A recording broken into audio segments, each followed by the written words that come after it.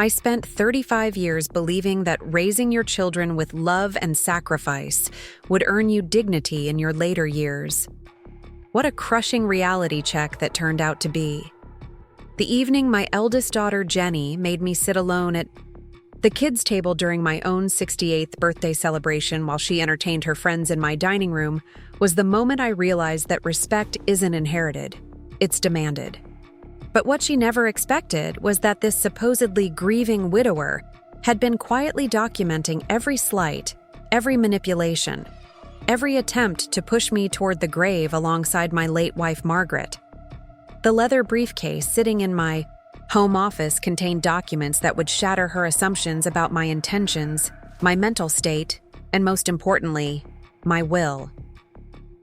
Before we jump back in, tell us where you're tuning in from. And if this story touches you, make sure you're subscribed, because tomorrow I've saved something extra special for you. My name is Robert Mitchell, though everyone in Riverside, Ohio calls me Bob. For 35 years, I was the principal at Riverside High School, where I dedicated my life to guiding young people toward better futures. When my beloved wife, Margaret, lost her battle with cancer 3 years ago, I thought my remaining years would be spent quietly enjoying the fruits of our lifelong partnership. We had raised 3 children, built a beautiful home on Maple Street, and accumulated enough savings to live comfortably in retirement.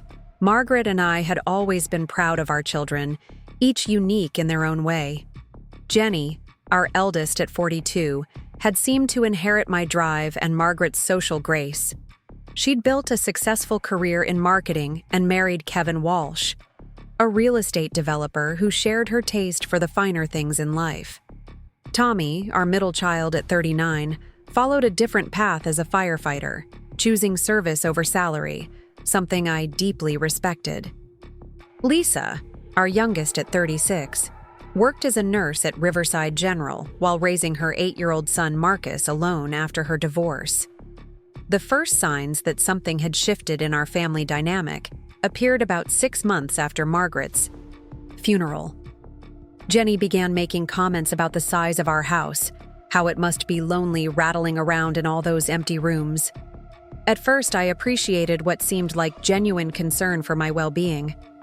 The house did feel different without Margaret's laughter echoing through the hallways, without her humming while she tended to her flower garden, without the gentle sounds of her moving through our shared morning routines.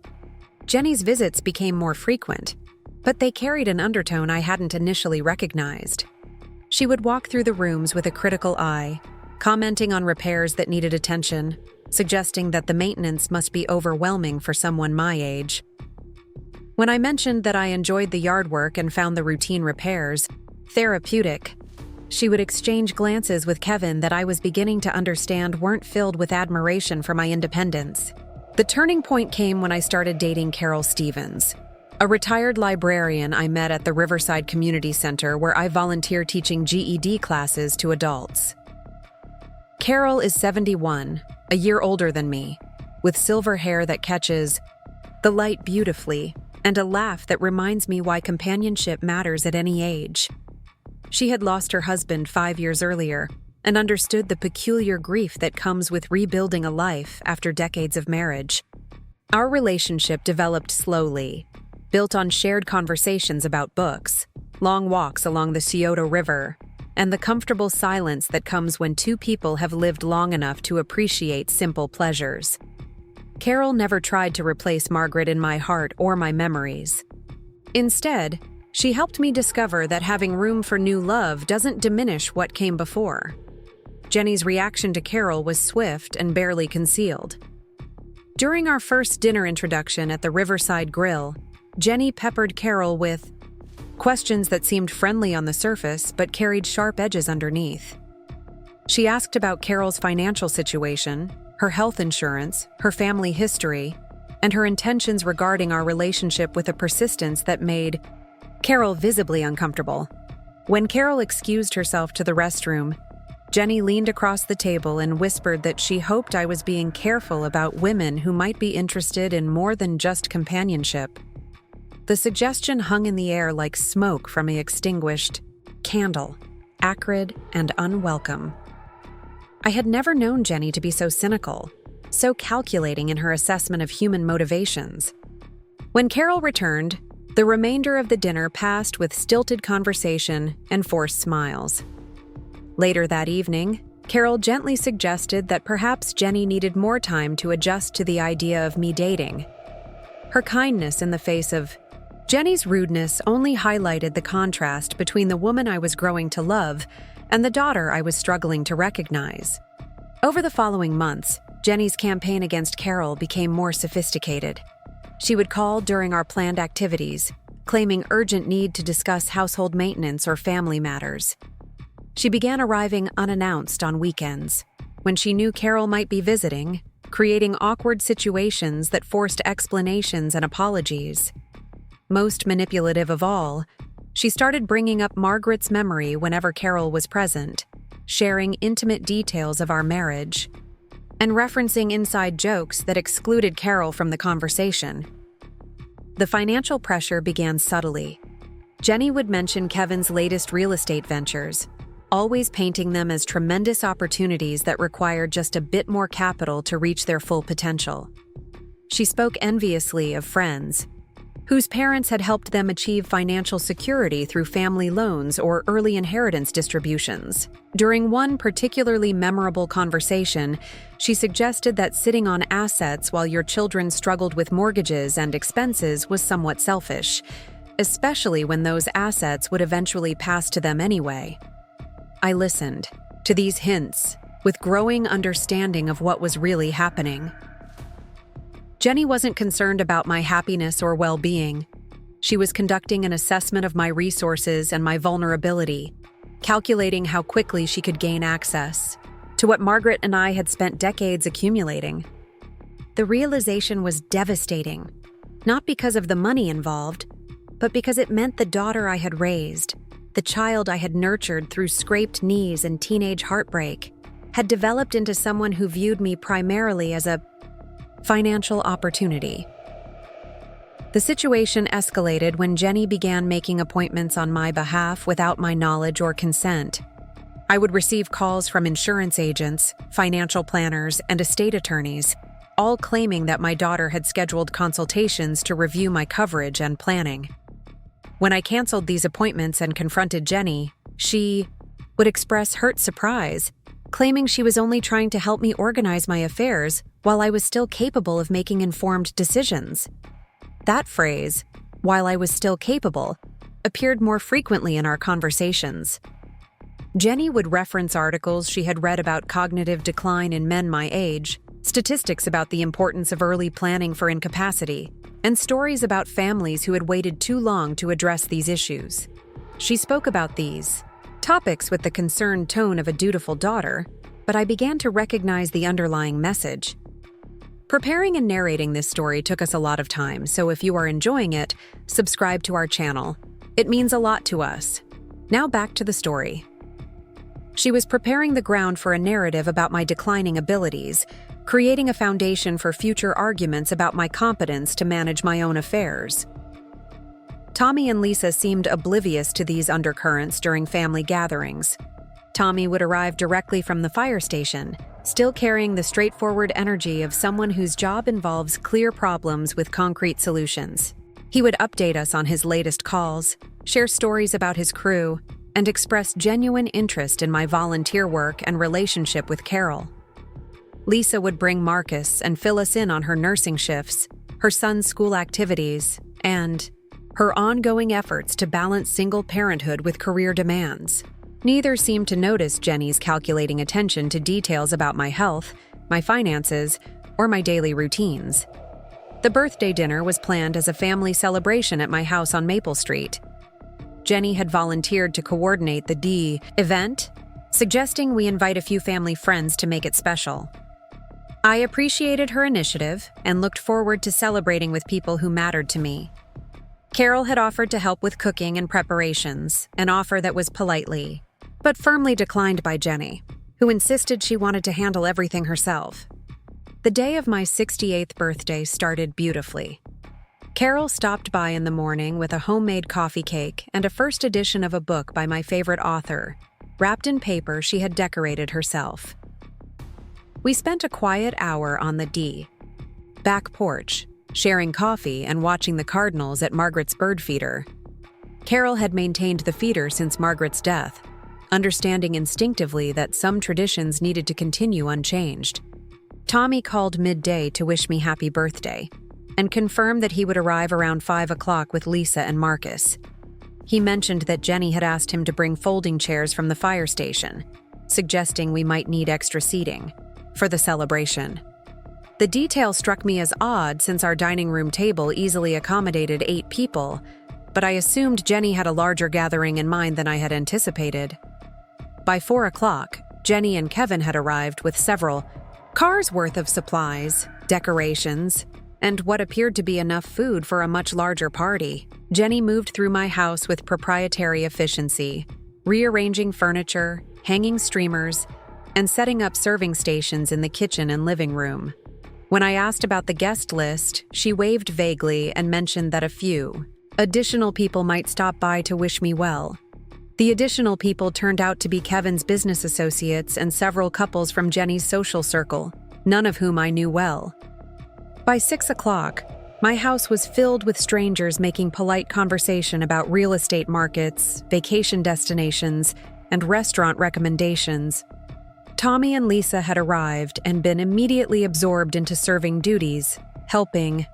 Jenny managed the crowd that had materialized in what I had expected to be an intimate family dinner. Carol arrived at 6:30, carrying a bottle of wine and wearing the blue dress I had complimented when we went to the theater last month. She paused in the doorway, clearly surprised by the size and composition of the gathering. Jenny greeted her with overly effusive enthusiasm, the kind of performance designed for an audience rather than genuine warmth. The moment that crystallized everything came when dinner was announced. Jenny had set up the main dining room table for her friends and Kevin's associates, complete with my grandmother's china and the silver candlesticks Margaret had inherited from her mother. A smaller table in the breakfast nook had been set with everyday dishes and plastic chairs borrowed from somewhere. As people began to move toward the dining room, Jenny appeared at my elbow and guided me toward the smaller table. "Dad, I thought you'd be more comfortable here where it's quieter," she said with the tone one might use with a child or an invalid. "Carol can sit with you, and maybe Marcus would like to keep you company." The implication was unmistakable. At my own birthday celebration, in my own home, I was being relegated to the children's table while strangers occupied the place of honor. The conversations from the main dining room drifted over to our little island of exile, discussions of business deals and social events from which I was being deliberately excluded. Carol reached across the small table to squeeze my hand, her eyes reflecting the hurt and embarrassment I was struggling to process. Marcus, bless him, seemed delighted to have his grandfather's undivided attention and chattered happily about school and soccer, while the adults in the other room discussed topics that required no input from the man whose birthday they were supposedly celebrating. Lisa appeared periodically to check if we needed anything, her expression troubled, but uncertain how to address what was happening without creating a scene. Tommy emerged from the main dining room about halfway through the meal, his face flushed, with anger that he was clearly struggling to contain. He sat down heavily in the remaining chair at our small table and muttered something about people who forgot their manners. When I asked if everything was all right, he shook his head and said that some conversations weren't appropriate for birthday celebrations. Later, I would learn that Jenny had been holding court in the dining room, sharing concerns about my ability to manage the large house, my judgment regarding financial decisions, and the influence that new relationships might have on someone in my position. She had turned my birthday dinner into an opportunity to build support for her perspective on my declining capabilities and questionable decision-making. The evening concluded with a brief cake ceremony that felt more like an obligation than a celebration. Jenny had ordered an elaborate cake from the most expensive bakery in town, decorated with generic birthday wishes rather than anything personal or meaningful.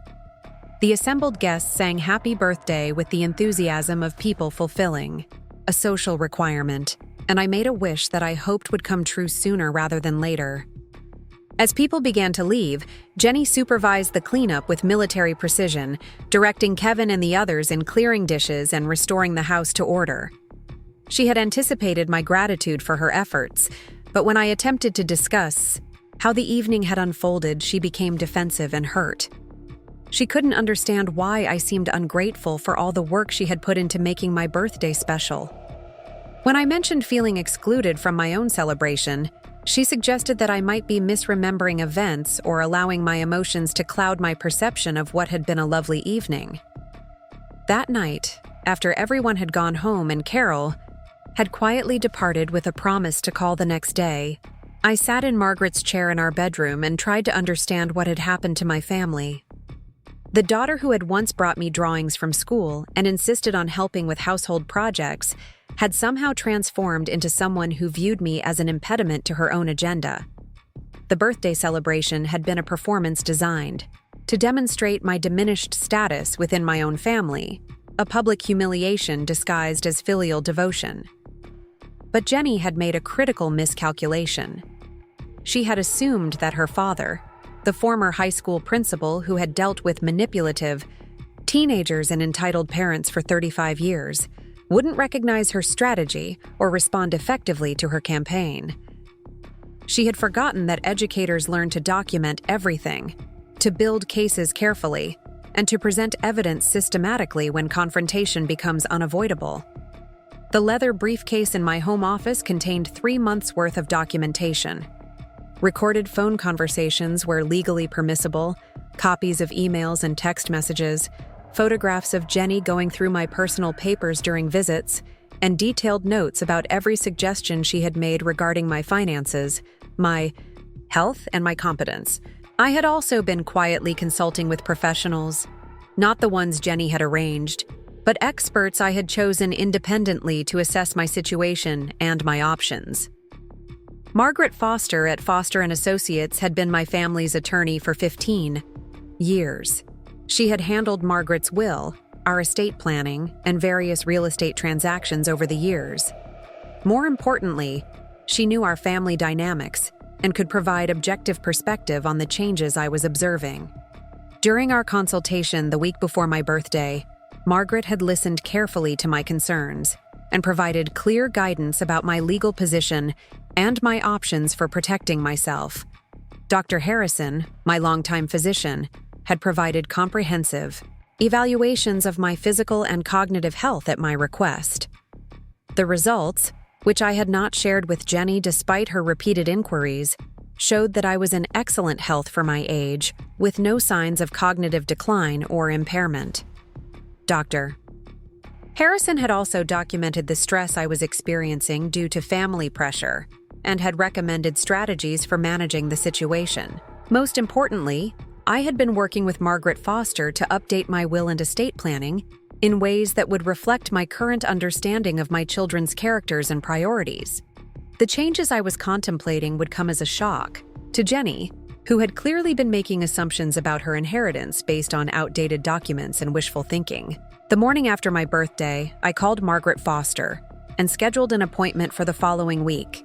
It was time to move from documentation to action, from passive observation to active protection of my interests and my dignity. Jenny had chosen to treat me as an obstacle to be managed rather than a father to be respected.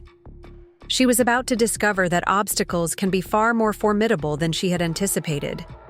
The appointment with Margaret Foster took place on a crisp Tuesday morning at her downtown office. The building had housed various professional practices for over a century, its red brick facade and tall windows speaking to an era when Riverside was a thriving riverport.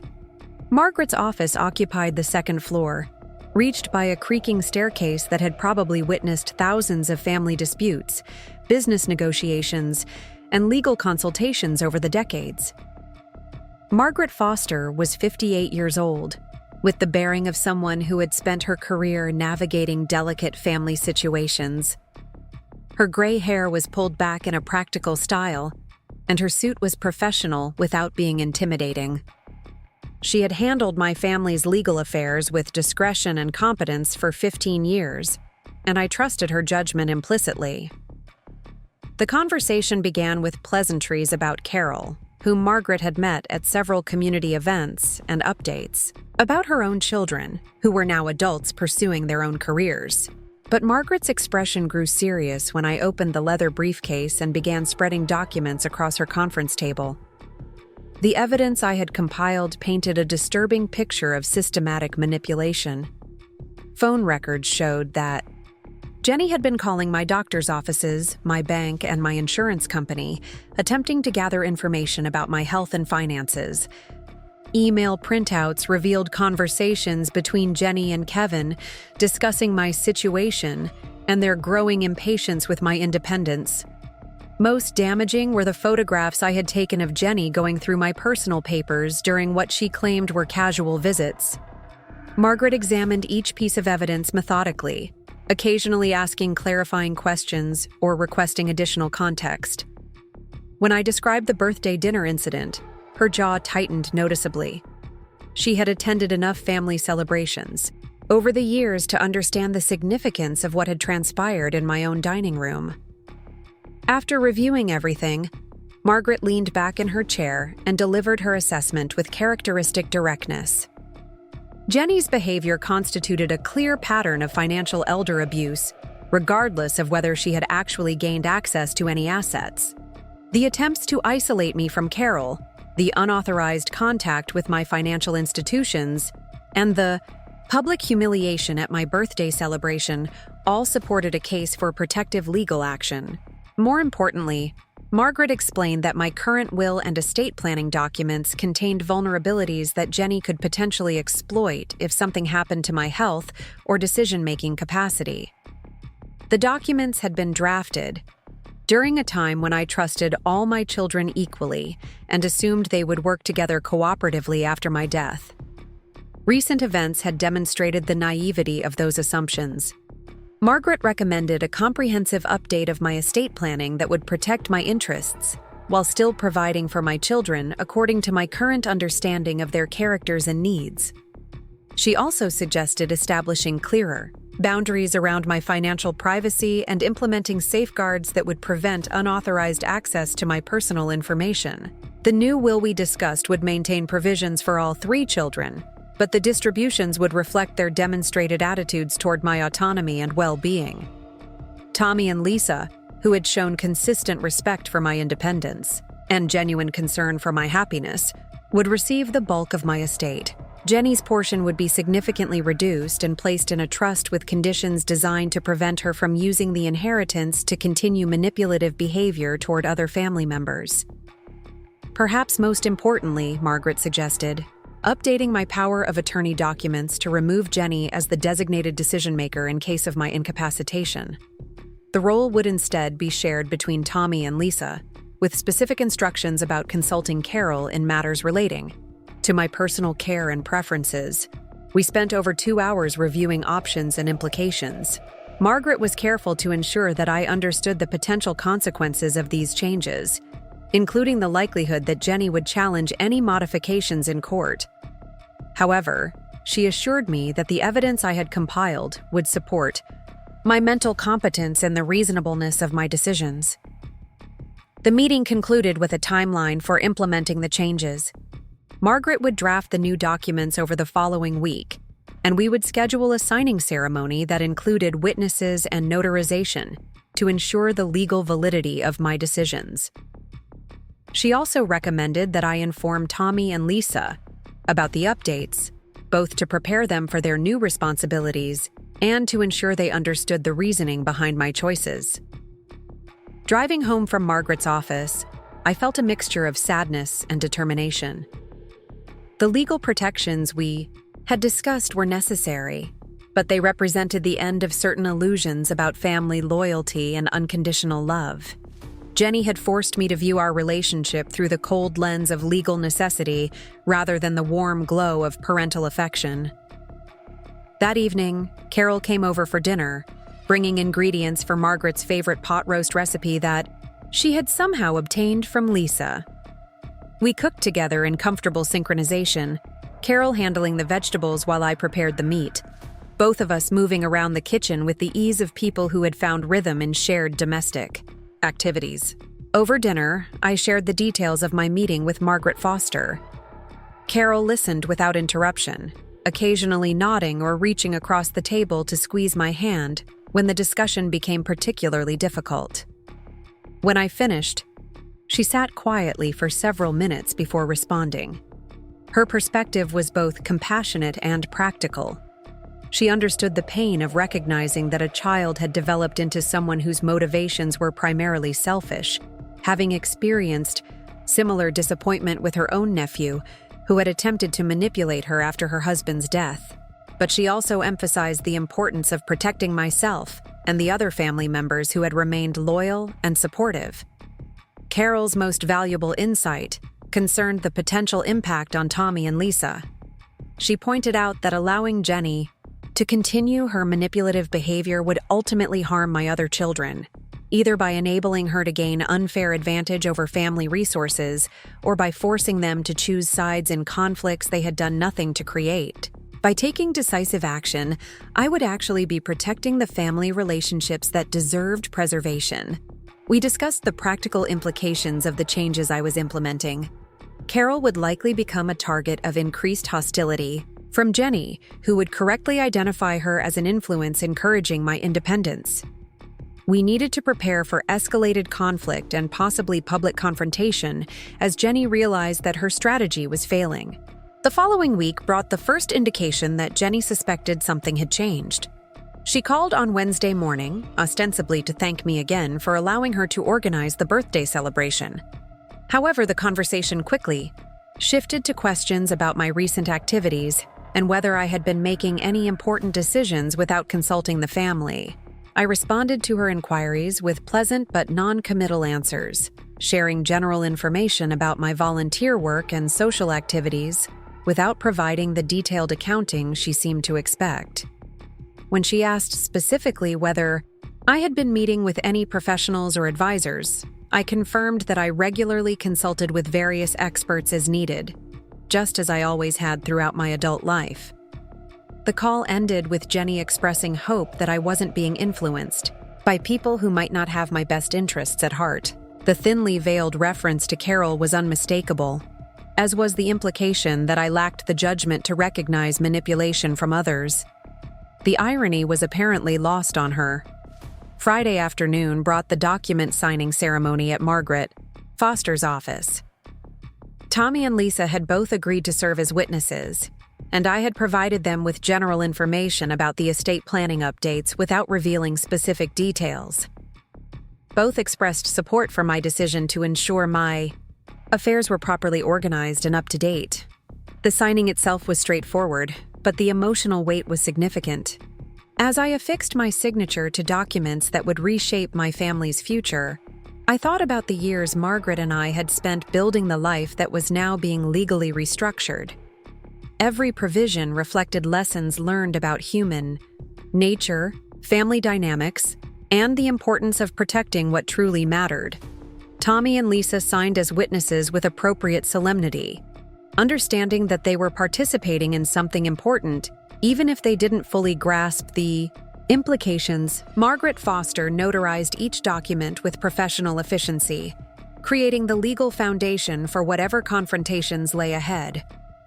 After the ceremony, I took Tommy and Lisa to lunch at the Riverside Grill, where we discussed their new roles as backup decision-makers should I ever become incapacitated. Both accepted the responsibility seriously, asking thoughtful questions about my preferences and priorities. Lisa, with her medical background, was particularly interested in my healthcare directives and end-of-life wishes. Neither directly asked why Jenny had been removed from these roles, but both seemed to understand that recent family dynamics had influenced my decisions. Tommy mentioned that he had been uncomfortable with some of Jenny's comments during recent family gatherings, while Lisa admitted that she had noticed Jenny asking intrusive questions about my finances and personal affairs. The conversation revealed that both of my younger children had been observing Jenny's behavior with growing concern, but had been unsure how to address the situation without creating family conflict. Learning that I was taking protective action seemed to relieve some of their anxiety about the direction things had been heading. Part 3. The weekend following the document signing brought an unexpected visit from Kevin Walsh. He appeared at my door Saturday morning while Carol and I were enjoying coffee on the back porch. Through the kitchen window, I could see him examining the exterior of the house with the appraising eye of someone in real estate development. Kevin's relationship with me had always been cordial but distant. He was 15 years younger than Jenny, ambitious in ways that sometimes made me uncomfortable, and prone to viewing every situation through the lens of financial opportunity. His presence at my home without Jenny was unusual and immediately put me on alert. He declined my offer of coffee and remained standing in the living room, creating an atmosphere of formality that seemed deliberately intimidating. His opening remarks concerned the neighborhood development patterns and property values in my area of Riverside.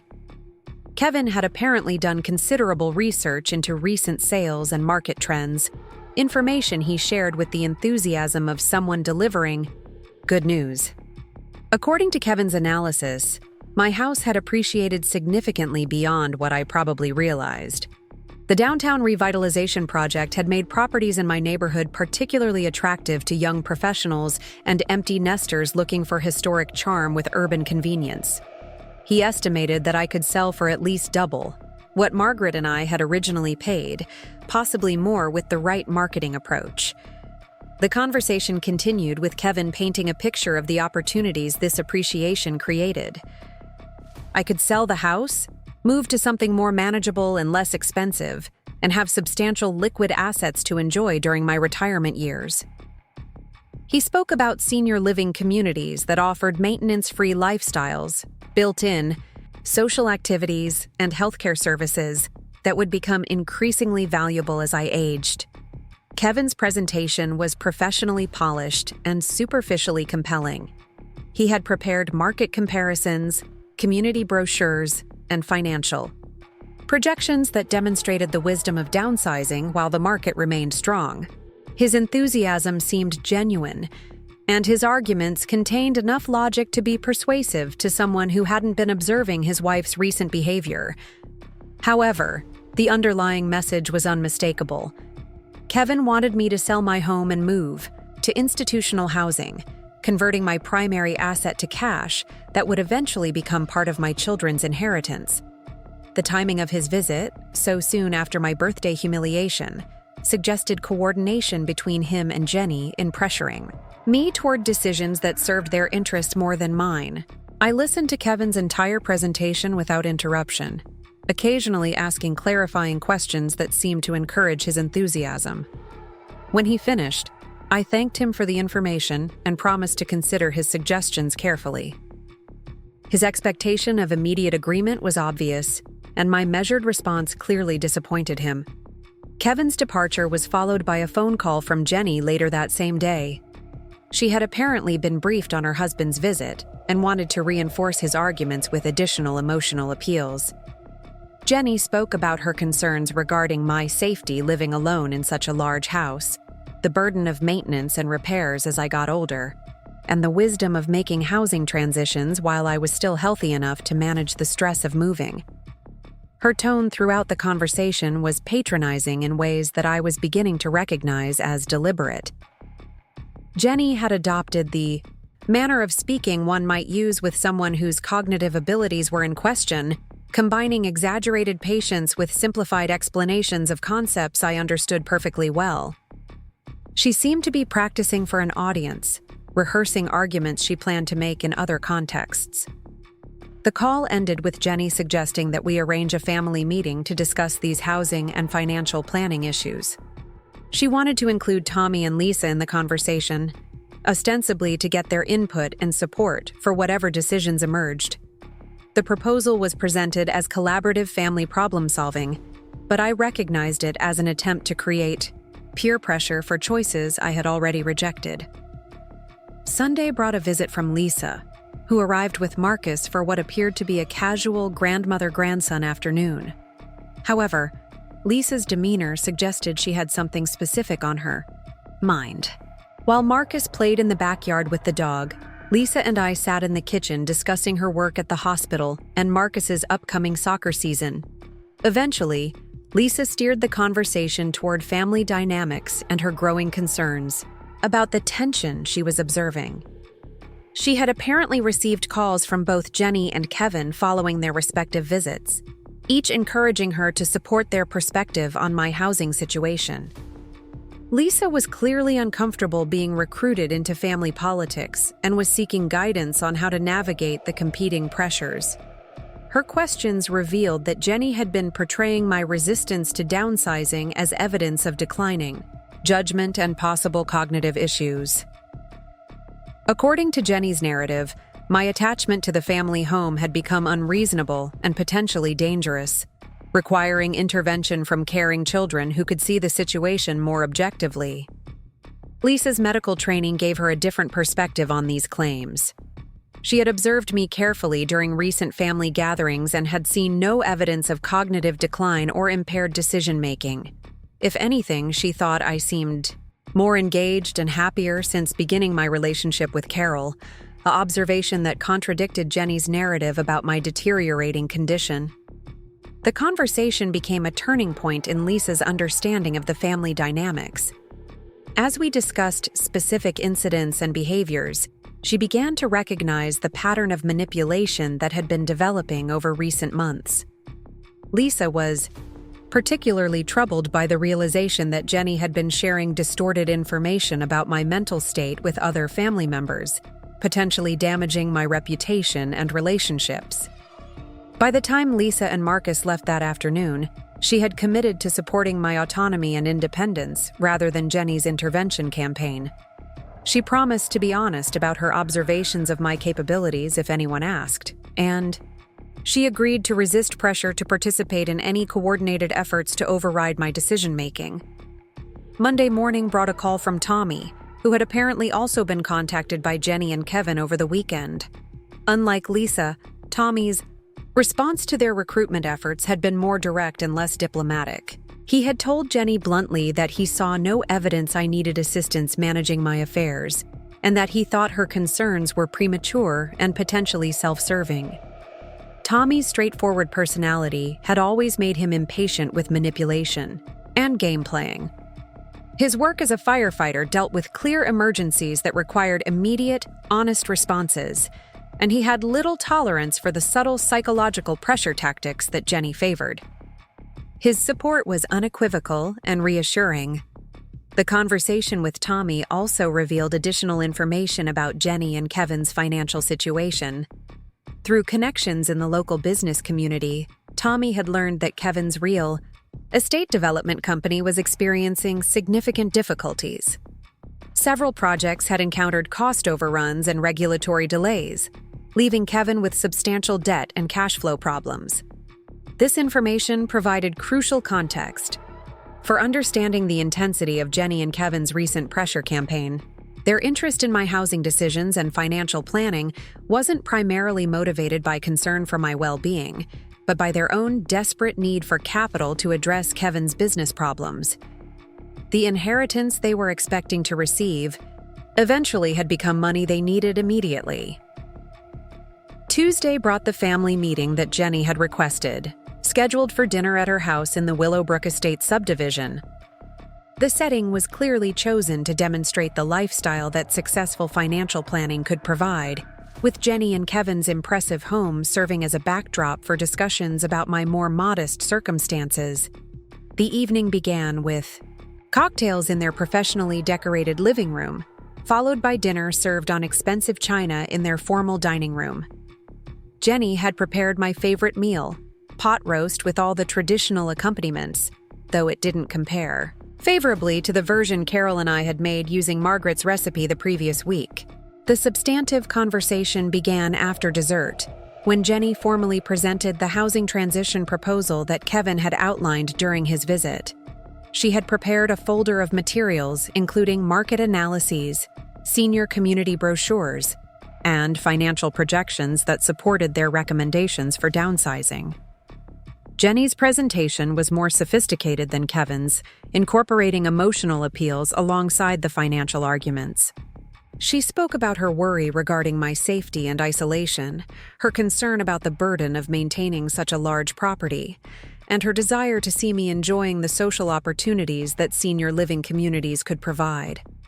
However, the most revealing aspect of her presentation was the assumption that the decision had already been made, and only the details needed to be worked out.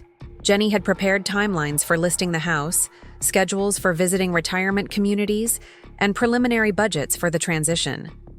She seemed genuinely surprised when I indicated that I had not agreed to any of these steps and was not inclined to pursue them.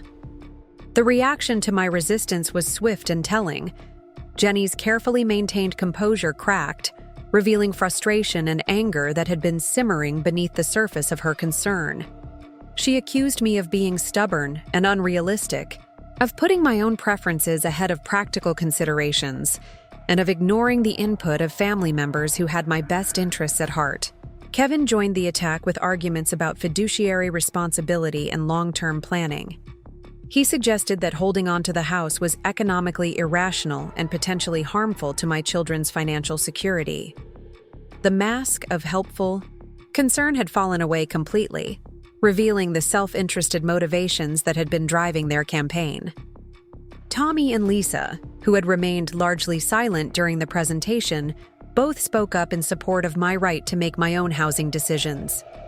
Tommy pointed out that I appeared to be managing my current situation successfully and questioned why change was necessary. Lisa added that my health and cognitive function showed no signs of impairment that would justify overriding my preferences. The meeting deteriorated rapidly from that point. Jenny accused her siblings of failing to understand the complexity of the situation and the risks of allowing me to make decisions that they would all eventually regret. She implied that Tommy and Lisa were being naive and irresponsible in supporting my stubbornness. The evening ended with clear battle lines drawn within the family. Jenny and Kevin had revealed their true motivations and lost any pretense of acting solely in my best interests. Tommy and Lisa had committed to supporting my autonomy, understanding finally that the conflict was about control rather than care. Part 4. The escalation that followed the failed family meeting at Jenny's house was swift and aggressive. Within 2 days, I began receiving calls from professionals I had never contacted, all claiming that my daughter had scheduled appointments for consultations regarding my care and financial planning. The coordinated nature of these contacts made it clear that Jenny had moved beyond family pressure to external intervention strategies. On Thursday morning, Dr. Patricia Hendricks from Riverside Memory Care Associates called to confirm an appointment Jenny had supposedly made on my behalf. Dr. Hendricks specialized in cognitive assessments for elderly patients, and the appointment was scheduled for the following week. When I explained that I had not requested this consultation and did not authorize my daughter to make medical appointments for me, Dr. Hendricks seemed genuinely surprised. The conversation revealed that Jenny had contacted the clinic claiming I was experiencing memory problems and behavioral changes that concerned the family. She had provided specific examples of confusion and poor judgment, painting a picture of cognitive decline that required professional evaluation. Jenny had also mentioned that I was involved in a new relationship that might be influencing my decision-making in problematic ways. I politely canceled the appointment and requested that Dr. Hendricks' office contact me directly if any future consultations were needed. However, the incident provided valuable insight into Jenny's escalating strategy. She was attempting to create a medical record of cognitive impairment that could potentially be used to challenge my competence in legal proceedings. Friday brought a visit from Robert Chen, a financial advisor who claimed Jenny had referred him to discuss my investment portfolio and retirement planning. Mr. Chen had been provided with general information about my financial situation and had prepared recommendations for restructuring my assets to provide better cash flow and security in my later years. His suggestions included selling my house and investing the proceeds in financial products that would generate monthly income while preserving capital for eventual inheritance purposes. The proposals were professionally presented and financially sound, but they assumed a level of access to my financial information that Jenny should not have possessed. During our conversation, It became clear that Jenny had provided Mr. Chen with details about my bank accounts, investment holdings, and property values that she could only have obtained through unauthorized access to my personal documents. The realization that she had been systematically violating my privacy added a new dimension to the conflict. I declined Mr. Chen's services and used the opportunity to gather information about how Jenny had contacted him and what specific details she had shared.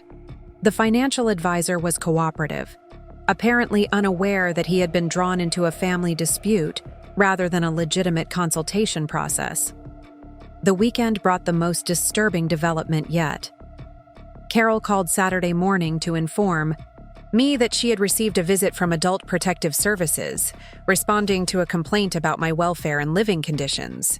The social worker who came to Carol's apartment had been professional but thorough, asking detailed questions about my mental state, our relationship, and any concerns about my ability to make appropriate decisions. According to the social worker, the complaint had alleged that I was being isolated and potentially exploited by someone who had gained inappropriate influence over my personal and financial affairs. The caller had expressed particular concern about my judgment regarding financial decisions and suggested that my new relationship might be compromising my ability to think clearly about my best interests. Carol had handled the situation with grace and dignity, providing honest information about our relationship and her observations of my capabilities. The social worker had apparently been satisfied that there were no legitimate concerns about my welfare, but the incident represented a serious escalation in Jenny's campaign against my independence. The use of Adult Protective Services as a weapon in family disputes was particularly troubling because of the potential for long-term consequences. Even unfounded complaints could create official records that might be referenced in future legal proceedings, and the investigation process itself was designed to be intrusive and potentially embarrassing. Sunday afternoon brought a call from Margaret Foster, who had been contacted by someone claiming to represent my family's interests in reviewing my recent estate planning changes. The caller had not identified themselves specifically, but had requested copies of my recent legal documents and had questioned whether I had been competent to make significant modifications to my will. Margaret had handled the inquiry appropriately, refusing to provide any information without my explicit authorization and documenting the contact for potential future reference. However, the incident confirmed that Jenny was now actively investigating my legal affairs and possibly preparing to challenge my recent decisions through formal channels. The pattern of escalating pressure was becoming clear. Jenny had moved beyond family persuasion to systematic attempts to create external validation for her narrative about my declining competence. She was building a case for potential guardianship, proceedings, or will contests, using professional services and government agencies to generate documentation that could support her claims. Monday morning, I called Margaret Foster to schedule an emergency consultation. The situation had moved beyond family dynamics into potential legal warfare, and I needed professional guidance about protective measures and defensive strategies. Margaret agreed to see me that afternoon, recognizing the urgency of the developing situation. The consultation with Margaret was sobering but empowering. She confirmed that Jenny's recent actions constituted a pattern of harassment and potential elder abuse that could be addressed through legal channels. The unauthorized access to my financial information, the false reports to medical professionals, and the misuse of social services represented violations that could result in restraining orders and other protective measures. Margaret recommended immediate action to secure my privacy and prevent further unauthorized access to my personal information. This included changing locks, updating passwords, notifying financial institutions about potential fraud attempts, and documenting every contact or incident for potential future legal proceedings. She also suggested proactive measures to demonstrate my competence and independence. This could include updated medical evaluations, psychological assessments, and character references from community members who could attest to my capabilities and judgment. Building a strong evidentiary record would be crucial if Jenny decided to pursue formal legal challenges. The meeting concluded with Margaret agreeing to send a cease and desist letter to Jenny, formally demanding that she stop interfering with my personal affairs and cease making unauthorized contacts with professionals and agencies on my behalf. The letter would create an official record of the problematic behavior and could be used as evidence in any future legal proceedings. Tuesday evening, I invited Tommy and Lisa to dinner at my house to discuss the escalating situation and prepare them for potential consequences. Carol joined us, bringing her perspective as someone who had been directly targeted by Jenny's campaign and who understood the broader implications of the conflict. The conversation was difficult but necessary. I shared the details of Jenny's recent activities, including the unauthorized medical appointments, financial consultations, and social services complaint. Tommy and Lisa were shocked by the extent of the manipulation and the potential legal implications of their sister's behavior. Both of my younger children committed to providing whatever support and testimony might be needed to counter Jenny's campaign. Lisa offered to document my cognitive abilities from her professional medical perspective, while Tommy volunteered to serve as a character witness regarding my decision-making and independence. The evening also included practical planning for potential emergencies. If Jenny escalated to formal legal action, we needed to be prepared with immediate responses and long-term strategies. Carol's presence in these discussions reinforced that she was now considered part of the family support network, despite Jenny's attempts to portray her as a negative influence. Wednesday brought the delivery of Margaret Foster's cease and desist letter to Jenny, sent by certified mail to ensure proper documentation. The letter was professionally worded but firm, demanding an immediate end to unauthorized activities and warning of potential legal consequences if the harassment continued. Jenny's response came within hours, delivered through a phone call that began with tears and protestations of hurt feelings but quickly escalated to anger and threats. She accused me of being manipulated by outsiders who were turning me against. My own family claimed that her actions had been motivated solely by love and concern, and warned that she would not allow me to make decisions that would ultimately harm everyone involved. The call concluded with Jenny's declaration that she would do whatever was necessary to protect me from my own poor judgment, even if that meant taking legal action to establish proper oversight of my affairs. The threat was unambiguous and confirmed that the family conflict was moving toward formal legal proceedings. Thursday morning brought a call from Kevin Walsh, whose tone was more conciliatory than his wife's, but whose message was essentially the same. He suggested that the family dispute could be resolved through compromise and negotiation, avoiding the expense and publicity of legal action. However, his proposed compromises involved significant concessions from me regarding my independence and decision-making authority. Kevin's call revealed additional information about their financial desperation. His real estate company was facing foreclosure proceedings on several properties, and personal guarantees he had signed were putting their own home at risk. The timeline for resolving these problems was measured in weeks rather than months, explaining the intensity of their pressure campaign. By Friday, the battle lines were clearly drawn. Jenny and Kevin had committed to a strategy of challenging my competence through legal means, while I had assembled a team of professionals and family members to defend my autonomy.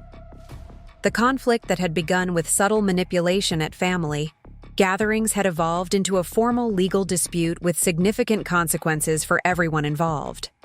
The weekend would bring the first direct confrontation in what promised to be a prolonged and bitter struggle over control of my life and assets. Part 5. The direct confrontation came Saturday morning when Jenny and Kevin arrived at my house unannounced, accompanied by Dr. Hendricks from the memory care clinic and a man I didn't recognize who introduced himself as a social worker. The group appeared on my doorstep with the coordinated precision of a planned intervention, clearly expecting to find me in a compromised or vulnerable state. Jenny's opening remarks were delivered with theatrical concern, expressing worry about my isolation and declining self-care. She had apparently prepared talking points designed to demonstrate my incompetence to the assembled professionals, referencing supposed incidents of confusion and poor judgment that I knew to be either exaggerated or entirely fabricated. The unidentified social worker began asking questions about my daily routines, my social connections, and my ability to manage household tasks and personal care. His manner was professional, but clearly influenced by whatever information Jenny had provided prior to their arrival. Dr. Hendricks observed silently, presumably conducting an informal assessment of my presentation and behavior. However, Jenny had miscalculated both my preparedness and my capabilities. The impromptu intervention found me fully dressed, clearly oriented, and completely coherent. Carol was present, having arrived earlier for our planned morning walk, and her presence provided an additional witness to my normal functioning and social engagement. More importantly, I had anticipated this type of confrontation and had prepared accordingly. Margaret Foster had advised me to document any such encounters carefully, and I had recording equipment ready to capture the proceedings. The presence of professionals making unofficial assessments created potential liability issues that Jenny had not considered. I handled the situation with the calm authority that 35 years of dealing with difficult parents and manipulative students had taught me. I answered the social worker's questions directly and comprehensively, demonstrating clear thinking and appropriate judgment. I provided Dr. Hendricks with copies of my recent medical evaluations, including cognitive assessments that contradicted any claims of impairment. Most effectively, I turned the encounter into an opportunity to expose Jenny's manipulative behavior. I calmly explained the pattern of unauthorized activities she had been pursuing, the false information she had been sharing with professionals, and the financial motivations behind her sudden concern for my welfare. The documentation I had compiled supported every allegation I made. The impromptu intervention began to unravel as the professionals realized they had been drawn into a family dispute under false pretenses. Dr. Hendricks acknowledged that my presentation showed no signs of cognitive impairment, and that the clinical evaluation she had been told was urgently needed appeared to be unnecessary. The social worker recognized that he was dealing with a competent adult who was being harassed rather than someone requiring protective services. Jenny's composure cracked as her carefully orchestrated plan fell apart. She began making increasingly desperate accusations, claiming that I was being coached or manipulated by Carol, that I was hiding symptoms of decline, and that the professionals were failing to recognize subtle but significant problems with my judgment. Kevin's attempts to salvage the situation involved veiled threats about legal action and formal competency proceedings. He suggested that more thorough professional evaluations would reveal problems that were not apparent in casual interactions, and he referenced attorney consultations they had already initiated regarding guardianship options. The encounter concluded with the professionals departing without taking any action, clearly uncomfortable with their role in what had been revealed as family harassment rather than legitimate concern. Dr. Hendricks apologized for the intrusion and indicated that no further clinical follow-up was warranted based on her observations. After the group left, Carol and I sat in the kitchen processing what had just occurred. The attempted intervention represented a significant escalation in Jenny's campaign, but it had also provided valuable evidence of her willingness to use deception and manipulation to achieve her goals. The failure of her strategy would likely lead to even more desperate measures. Sunday brought a call from Lisa, who had been contacted by Jenny seeking support for formal legal action to establish guardianship over my affairs. Jenny had painted a picture of an elderly father being exploited by a manipulative woman and enabler by naive siblings who failed to recognize the seriousness of the situation. Lisa's response had been unequivocal. She had refused to support any legal action against me and had offered to provide testimony about my competence and independence if such proceedings were initiated. Lisa's medical training and professional reputation made her a powerful ally in countering Jenny's narrative about my declining capabilities. Tommy called later the same day with similar news. Jenny had approached him as well, attempting to recruit his support for guardianship proceedings. Tommy's response had been even more direct than Lisa's, including language about family loyalty and respect for parental autonomy that had apparently left Jenny speechless. The weekend concluded with a family unity that I had not experienced since Margaret's death. Tommy, Lisa, and Carol had formed a protective alliance around my independence, while Jenny and Kevin had isolated themselves through their aggressive and manipulative behavior. The crisis had clarified relationships and loyalties in ways that might never have emerged under normal circumstances. Monday morning brought a call from Margaret Foster with news that formal legal papers had been filed. Jenny had initiated guardianship proceedings, claiming that I lacked the capacity to make informed decisions about my personal care and financial affairs. The petition included allegations about cognitive decline, social isolation, and undue influence from inappropriate relationships. Margaret had anticipated this development and was prepared to mount a vigorous defense. The evidence we had compiled over recent months would support my competence and expose the true motivations behind Jenny's actions. However, the legal process would be time-consuming, expensive, and emotionally draining for everyone involved. The guardianship petition would require court hearings, professional evaluations, and testimony from multiple witnesses. Jenny would have the opportunity to present her case for my incompetence, while I would need to demonstrate my capabilities and the appropriateness of my decisions. The outcome would determine whether I retained control over my own life or became subject to court-ordered supervision. Margaret assured me that the evidence strongly supported my position, but she warned that guardianship proceedings could be unpredictable and that Jenny's narrative about a declining elderly man being exploited might resonate with some judges. We would need to prepare thoroughly and present a compelling case for my continued independence. The formal legal battle that I had hoped to avoid was now unavoidable. Jenny had chosen to escalate the family conflict into a public forum where the stakes were my fundamental rights and freedoms. The documentation and preparation of recent months would now be put to the ultimate test in a courtroom where the future of my autonomy would be decided by strangers who knew nothing about our family history or personal relationships. The fight for my independence was about to begin in earnest.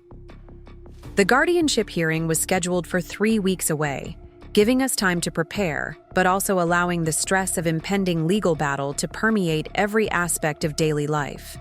Margaret Foster immediately went to work assembling our defense, while I found myself living under a microscope where every action and decision would potentially be scrutinized in court. The first challenge came in the form of a court-appointed evaluator, Dr. Samuel Rodriguez, who would assess my mental capacity and provide recommendations to the judge. Unlike the professionals Jenny had attempted to manipulate, Dr. Rodriguez was bound by court procedures and professional ethics that made him immune to outside influence. His evaluation would carry significant weight in determining the outcome of the proceedings.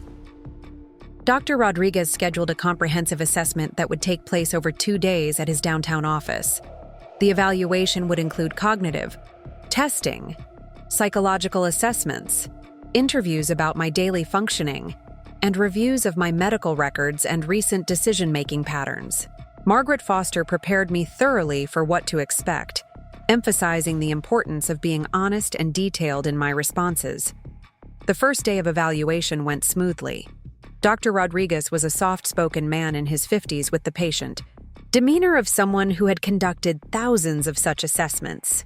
His questions were thorough but not intimidating, covering everything from my educational background and career history to my current living situation and social relationships.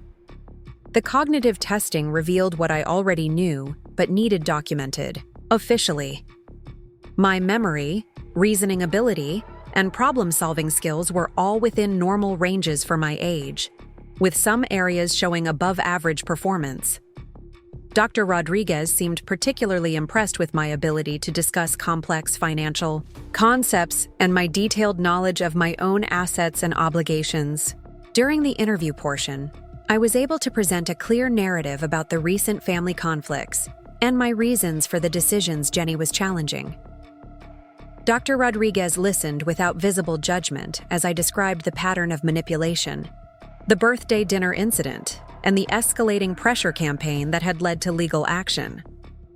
The second day included interviews with family members and other witnesses who could speak to my capabilities and judgment.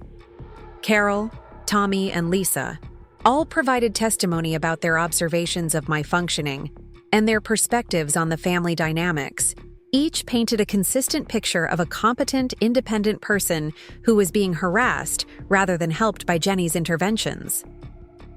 Dr. Rodriguez also interviewed Jenny, though I was not present for that session. According to Margaret Foster, Jenny had presented her case passionately, but had struggled to provide specific examples of cognitive impairment or poor judgment that could be independently verified. Her allegations remained largely subjective and were contradicted by multiple witnesses and objective evidence. While awaiting Dr. Rodriguez's report, life continued with an undercurrent of tension that affected everyone involved. Carol had become a target of anonymous harassment, receiving phone calls at odd hours and finding her car vandalized in her apartment parking lot. The incidents were impossible to prove, but followed a pattern that suggested coordination and intent. Tommy reported similar problems at the fire station, where someone had called the department's administration, raising questions about his judgment and reliability. The caller had suggested that Tommy was being manipulated by family members and might not be making appropriate decisions in his professional responsibilities. The allegation was quickly dismissed by his supervisors, but it represented another example of the spillover effects of the family conflict. Lisa faced challenges at the hospital where she worked. Someone had contacted the nursing administration, claiming that Lisa was neglecting her elderly father and might be similarly inattentive to patient care responsibilities. The complaint triggered a review of her professional conduct that found no merit to the allegations but created stress and embarrassment in her workplace.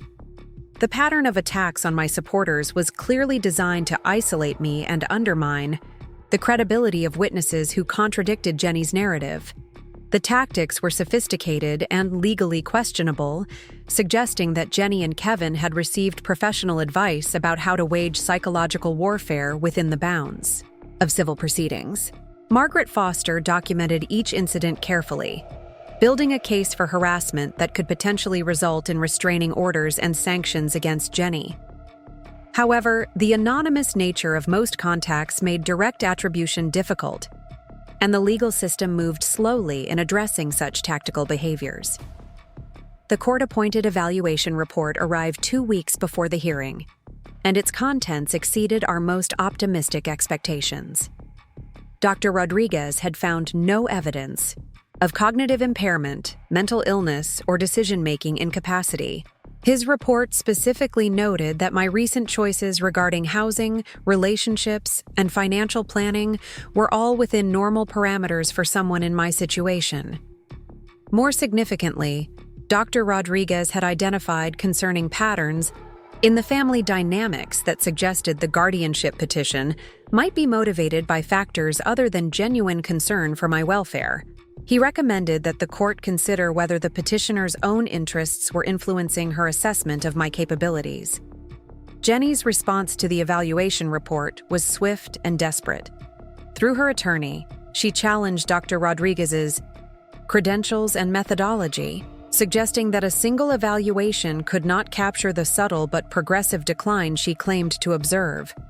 She requested additional assessments by specialists she had selected, arguing that more comprehensive testing would reveal problems that had been missed. The judge declined her request for additional court-ordered evaluations, but indicated that Jenny could present expert testimony from her own witnesses if she chose to retain appropriate professionals. This decision forced Jenny to invest significant resources in expert opinions while giving us confidence that the court was not predisposed to accept her allegations without substantial proof. As the hearing date approached, Margaret Foster and I spent long hours preparing testimony and organizing evidence. The case we would present was straightforward but comprehensive. demonstrating my competence through multiple forms of evidence while exposing the true motivations behind Jenny's campaign. The witness list included medical professionals who could testify about my health and cognitive function, community members who could speak to my active engagement and sound judgment, and family members who could provide perspective on the recent conflicts. Each witness brought a different piece of the puzzle that together formed a complete picture of my capabilities and circumstances. Jenny's legal team faced a more challenging task. They needed to prove that I lacked capacity to make important decisions, despite extensive evidence to the contrary. Their strategy appeared to focus on subtle influences and gradual decline that might not be apparent in formal evaluations, arguments. That would be difficult to substantiate with concrete evidence. The weekend before the hearing brought an unexpected development that would change the entire trajectory of the case. Kevin Walsh was arrested on charges of real estate fraud related to his business dealings, with allegations that he had been diverting client funds to cover personal expenses and business losses. The arrest made front-page news in the Riverside newspaper and provided crucial context for understanding the financial pressures that had been driving Jenny's behavior. The timing of Kevin's arrest was particularly damaging to Jenny's case because it confirmed the financial motivations that we had been alleging all along.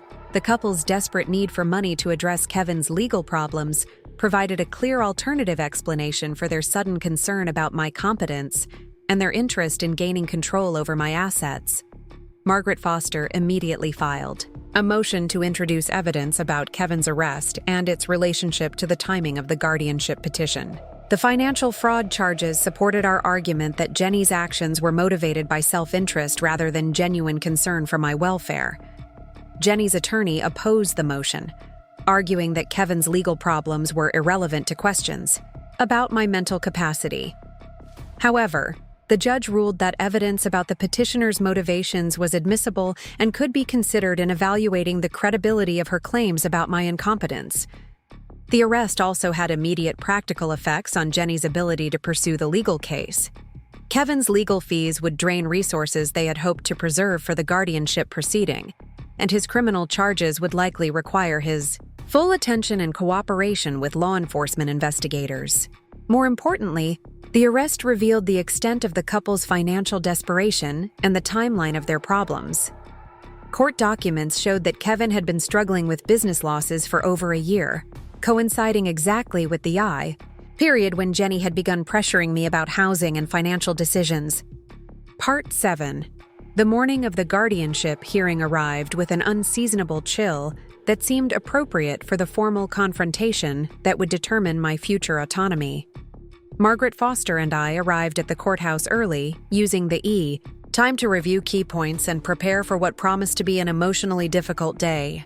The courtroom was smaller than I had expected, with simple wooden furnishings that created an atmosphere more reminiscent of a conference room than the dramatic legal settings portrayed in movies and television.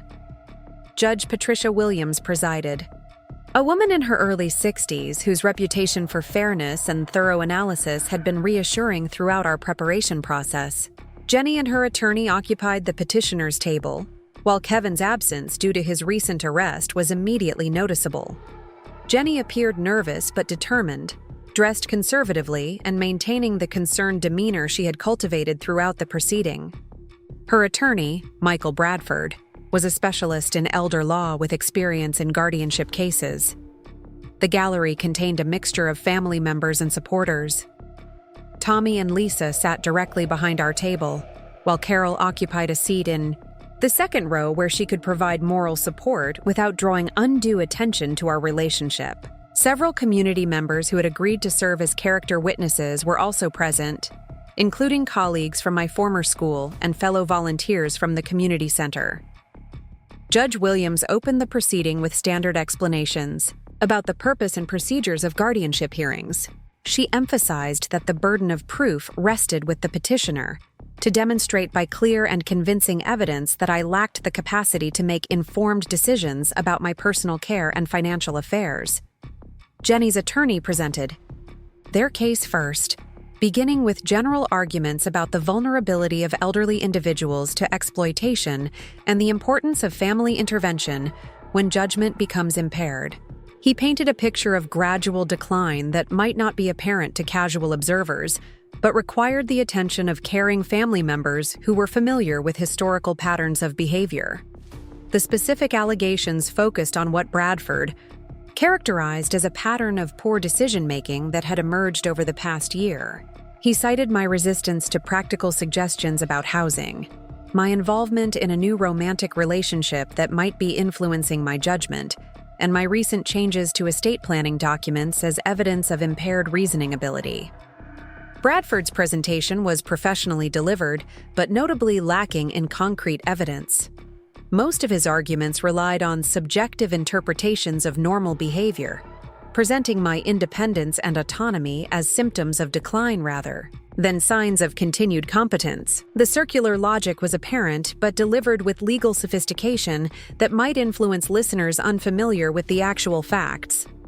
Jenny's testimony was the centerpiece of her case, and she delivered it with emotional conviction that would have been compelling if not contradicted by extensive evidence to the contrary.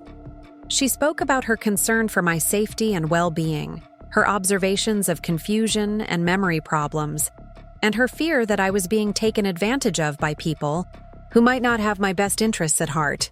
Her specific claims included allegations that I had forgotten important family events, become confused about financial matters, and made decisions that were inconsistent with my historical values and priorities. She presented the birthday dinner incident as an example of my unreasonable behavior rather than her own manipulation, suggesting that I had misinterpreted normal family dynamics due to cognitive issues. The cross-examination by Margaret Foster was methodical and devastating. Margaret systematically challenged each specific allegation with documentary evidence, witness testimony, or logical inconsistencies in Jenny's account. The forgotten family.